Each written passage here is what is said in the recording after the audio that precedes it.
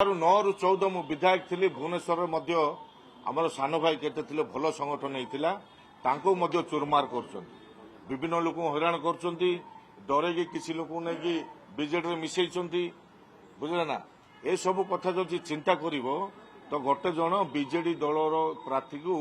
vote देवार प्रश्न उठुनी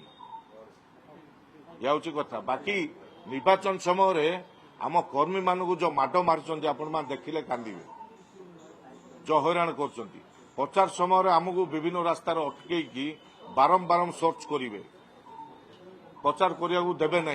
कौन सभा समिति गले आमर गाड़ी घोड़ा अटकईबे लोक घूड़े नाना प्रकार हैरान करेंगे मु विधायक होती किंतु विधायकर मर्यादा आज जाए पाइनी से परिस्थिति में गति करी कार्य करुच्ची आपण मैंने ये जिनस को चिंता कले कौन लोक भोट देव कि कौन लोक भोट देव कि कौन लोक समर्थन देव कि